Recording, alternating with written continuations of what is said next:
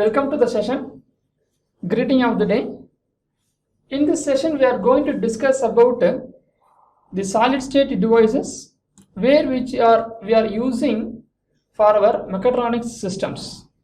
Our mechanical parts are needed in these devices. So before going to the respective devices, we should know something about what is this likely charges, unlikely charges, what it does. When the two likely charges, let us consider the positives, it will repel other sides. When the unlike charges like positive and negative comes nearer, it attracts. Therefore, I have given a small constants of atom there, and which contains the outermost part.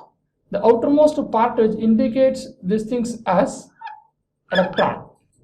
So in the atom, we understand this. We have the outermost shell which contains the electron. We name these things as a valence electron. For understanding, we have talked about likely charges, unlike charges, which repels and attracts. So in these electronic devices, the circuit includes the electronic devices of solid state device which are formed by the junction of semiconductors. This is what our topic that we want to go and study about. The circuit includes the electronic devices of a solid state device which is formed by the junction of semiconductors. So this topic now we want to understand. So what is semiconductor? The semiconductor are the material which have the conductivity between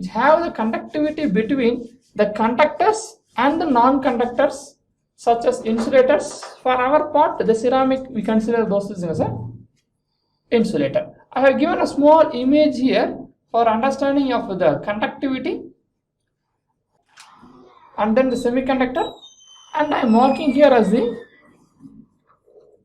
insulators.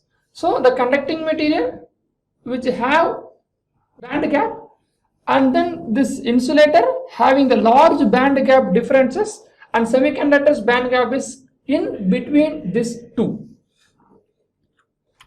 The semiconductor contains the pure elements of germanium and silicon, which are some of the most commonly used semiconductors. We are using the silicon is used in the electronic circuits for fabrication process, and gallium arsenide is used in the solar cell fabrications. There, the pure silicons we consider as the semiconductor. We have taken those things for our examples. Something also I have given here, images for our references. So now before going there, we should talk about the band gap. So the band gap also called as the energy gap, where we can see it is the energy range of solid where no electronic states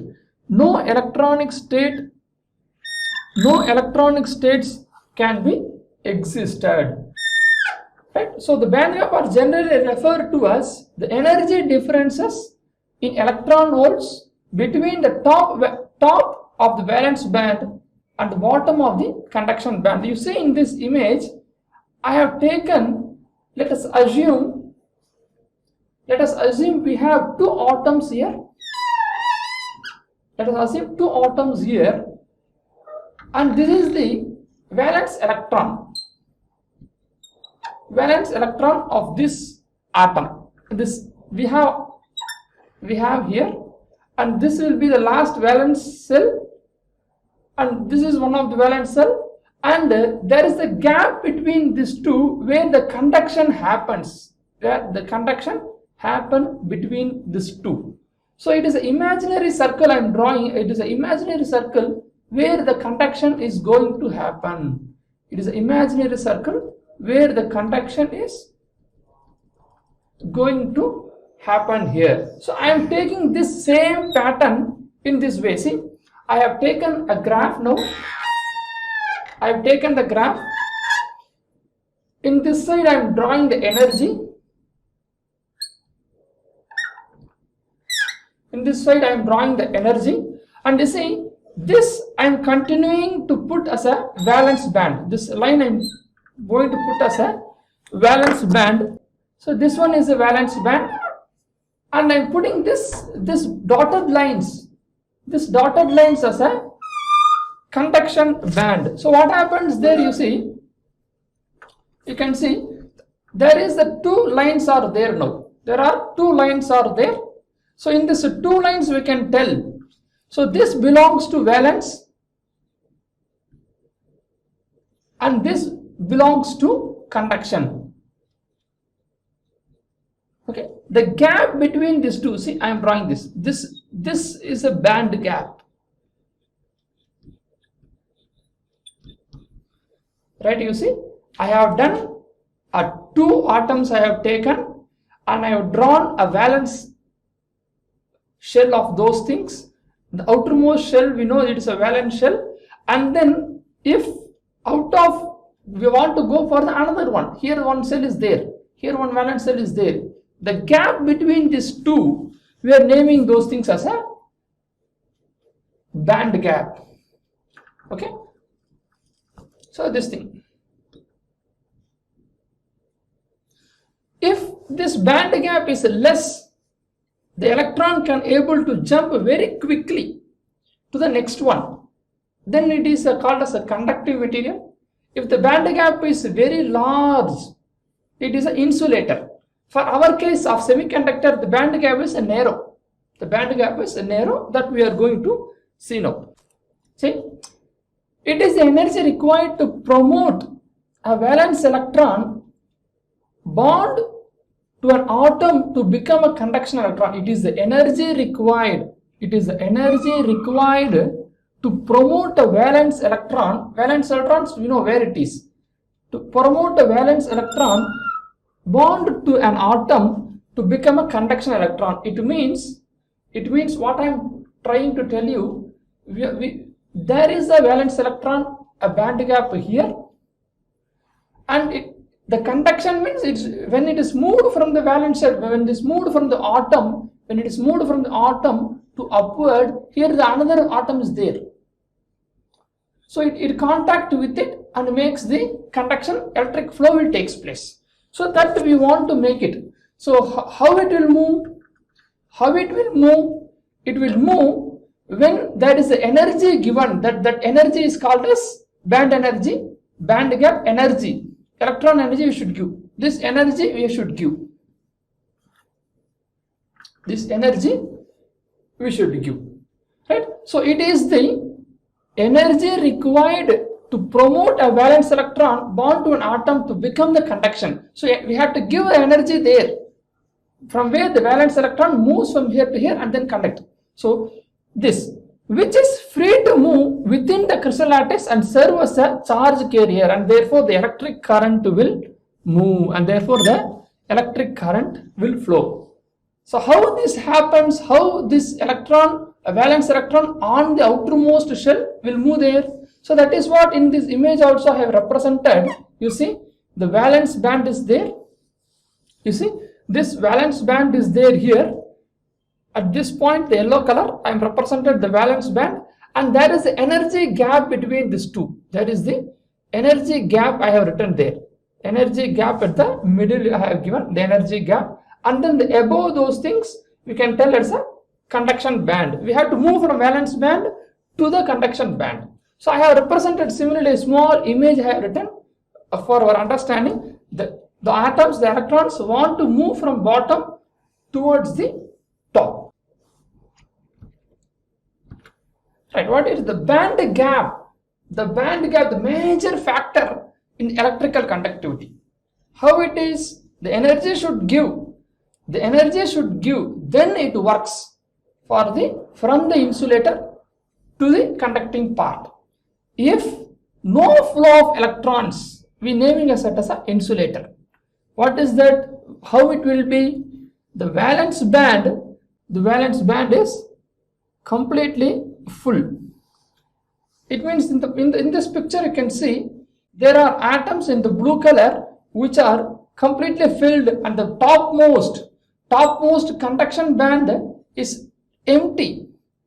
There is no electrons are there, and the conduction band is completely empty, and the conduction band is completely empty. So now if the current flow is to happen what we are doing? If a due flow of electrons, that is called as the conductor. Some electron transfer from the valence to the conduction band.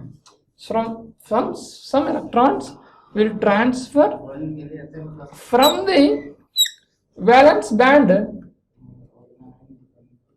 to the conduction band. So it changes from one to another one. So I am defining here what is insulator, semiconductor and conductor. A substance with a large band gap we generally named as insulator. A substance with a large band gap we are generally naming this as a insulator. What is this? What is this? I am drawing here. You see, here the band gap is more. Here the band gap is more. Here the valence band is there, and here the conduction band is there. The gap is more. This gap is more. Right? Now, if semiconductor, the substance with smaller band gap, how we can tell the semiconductors? You see, here again I am drawing on valence band, right? And here the semiconductor, the gap, this gap is reduced. This gap is reduced between these two, the conduction band. So we calling this as a semiconductor. Now, again, what will be the conductor then? The conductor is nothing but, you see, there is no gap between these two. There is no gap between these two. Here we have the conduction band, and one more gap is there. You see, there is a overlapping takes place between the valence band and the conduction band. So here easily the energy can able to transfer. The energy can able to transfer. So now we will understand what it is belongs to the valence band. The energy level of valence electron is known as valence band. It is the highest occupied energy band as compared with the insulators. As compared with the insulator, the band gap of semiconductor is very small. That is what I have drawn here. We see in the next one. You see, I have taken three images here.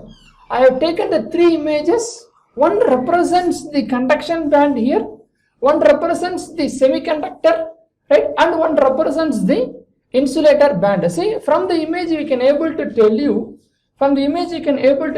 here, the conduction between these two are very nearer. The red color, it is a valence band, and having a conduction band very nearer to them. So there is no band gap. There is no band gap on the conductor. Therefore, the energy can able to flow very quickly or transfers. But in the same condition here,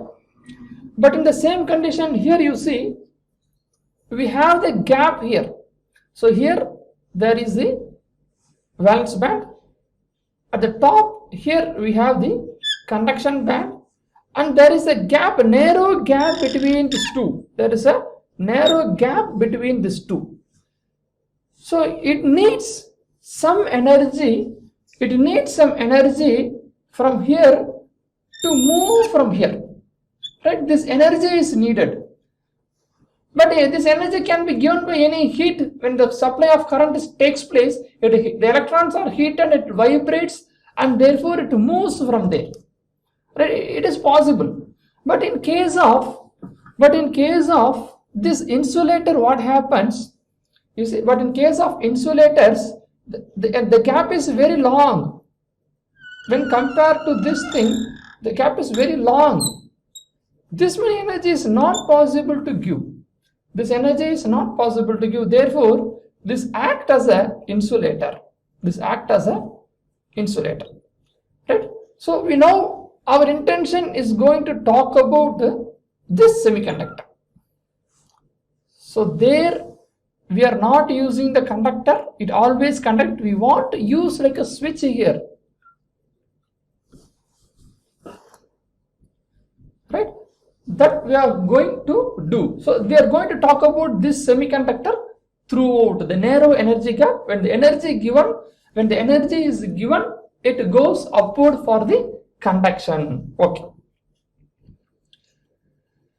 Here I have given a list where some of the materials which have how much having the resistance and the temperature. Some few elements I have given in these cases. So see, for our reference I have given here the comparison between the insulator, the semiconductor and the conducting material. What happens there? This insulator having the large band gap. This insulator having the large band gap. Okay. Similarly, the semiconductor, the second one having a narrow band gap which is comparatively smaller than this. And then the third factor, the conduction band, the gap between this valence band which contains the electron and the conduction band is very less, or it can be overlapping, we can tell, or it can be overlapping. Therefore, it is easy to electron flow, it takes place easily. So that is okay. We are talking about semiconductors. I have divided these two categories of semiconductor into two categories. One is about intrinsic semiconductor, and one more I am dividing as an extrinsic semiconductor. You see, this intrinsic semiconductor is nothing but a pure form of semiconductor which we have already told you the silicons and germanium belongs to this intrinsic semiconductor. The free electrons only due to the natural causes. The free electrons are only due to the natural causes. We are not there is no jumping over of electron takes place. In the extrinsic semiconductor, along with the intrinsic semiconductor, we are adding the impurities. So if the impurities added for the conductivity, when the pentavalent impurities are added, it becomes n-type. It means a valence shell contain 5 electrons. When I am adding the trivalent impurity, then it becomes p-type semiconductor. N-type extrinsic semiconductor, p-type extrinsic semiconductor. So we have taken the intrinsic silicon and we are adding the impurity of pentavalent impurity, it becomes n-type extrinsic semiconductor. We have taken the intrinsic semiconductor and then we are adding the p-type trivalent impurity, it becomes the extrinsic semiconductor. These things we are going to see one by one. Okay, see how we are going to add this intrinsic semiconductor to the extrinsic semiconducting process. It is nothing but a process of changing of the doping. The formation of extrinsic semiconductor by the process of adding the impurity atoms to a semiconductor. How we are adding, that is process called as doping process. How I am doing? I have taken the intrinsic semiconductor here and then I am adding a certain impurity. It may be a p-type or may be a n-type semiconductor, whatever it is. Then it becomes the extrinsic form. Okay, so this we have to do. The natural causes of intrinsic is there and we are adding the impurity, it becomes a extrinsic semiconducting process. You see, we have to name. We have already seen, we have divided the process from the semiconductor definition, from the band gap, valence band, jump over to the conduction band. Now we know how we to do. In this, I am dividing the semiconductor into intrinsic semiconductor, extrinsic semiconductor. Extrinsic semiconductor is nothing but adding of impurities to the intrinsic. So little bit we understand. The intrinsic semiconductor, intrinsic type of semiconductor material is made up of very pure chemical, like that silicons and germanium. Pure chemicals only. There is no impurities here. It is made up of only a single type of electron. What is that single type of electron? As I told you, germanium and the silicons may be there. Right? So they have a 4 valence electron, tetravalent cells. They are bonded to make the covalent bond. The image you see here, in this image you can understand what's happening. See, I have taken one atom and the blue color indicates, here the outermost valence shell, and those valence shell contains the valence electron of 4. So see the blue color outer part, rotating part, which contains the 4 valence electron. And when the nearby silicon also comes near, it forms a covalent bond between it. This is how the bonding of silicon of semiconductor takes place. But how it acts as a semiconductor, it is an element, it is a silicon. How it acts as a semiconductor, it should switch on, switch off when the heat is generated. How? When we are supplying the current, it heats. If the heats, electrons will become vibrate and it is free to move, and it jumps from the valence to the conduction band. Those simple method we are using there. When the temperature rises, you see, when the temperature rises, what happens? When the temperature rises, due to collisions, maybe supplying of current, it resists this. Every material, first it resists. Then after resistance, it makes. So the resistance causes the heat on the element. If this is what I have given here, you see, first I am making the heating of the element. Let us consider the current supply or heating. This heating causes, see this one. This heating causes the electron vibrations, or otherwise the free electrons are free to move, or getting energy. The electrons are getting energy, thermal energy it is getting. Therefore, it jumps from one place to another. So that is what I have also represented in this image. You see, here I have represented the same. So see, there the jumping of electrons we can able to see. The jumping of electrons, see, one here it jumps to the another one, and it goes here, and this point become the hole, right? It jumps from one location to the other part, and it becomes a electron jumps from here. So this I am telling is a positive, and this I am telling is a negative, right? So there are two causes. I have given a point here. One is a negative, which is the electron which jumps other side. One is a positive, which one? It comes as a hole. So that is what I have written here also. The few electrons are unbonded and becomes free to move. Unbonded and become free to move through the lattice. This creating an absence in its original position. This is the original position. The electron move from one point to the another point. The valence electrons, maybe 4 according to our silicons. So those electrons jumps, we know actually it is in covalent bonds. From there, due to the thermal energy obtained like this, it moves. It moves from one end to the other end, and therefore it forms the hole inside itself. So the holes are positive and negative. Holes are positive, the jumped electrons are negative. We know this. Okay.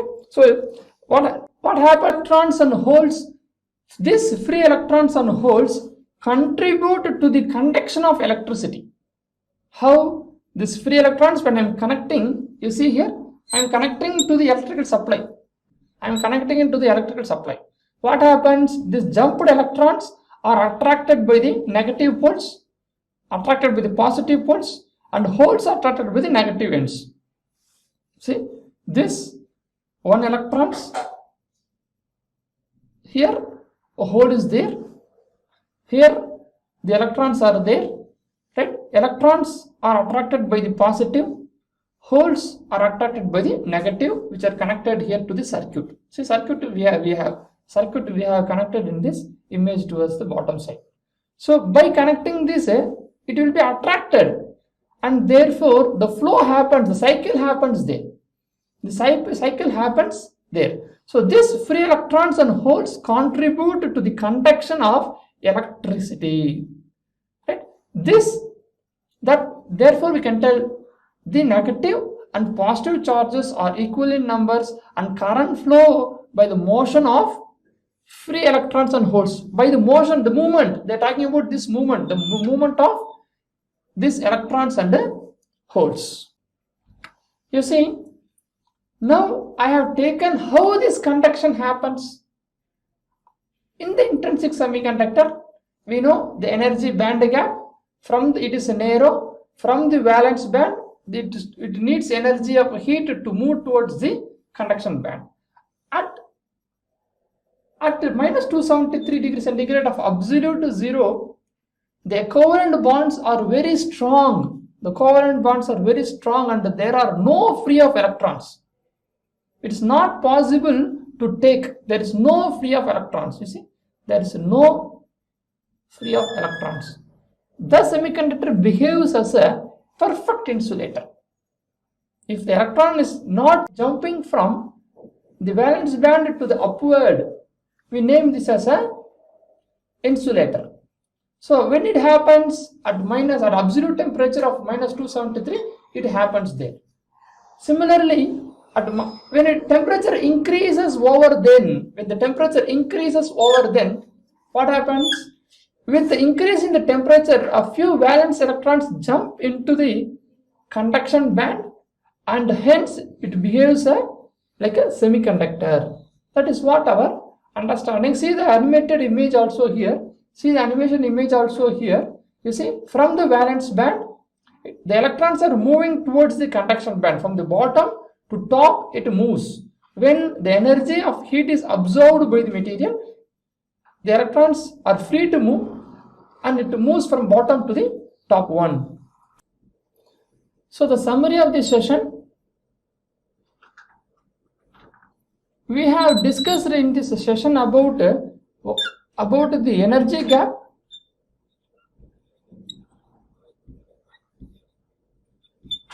and then later we have seen about the types of semiconductors,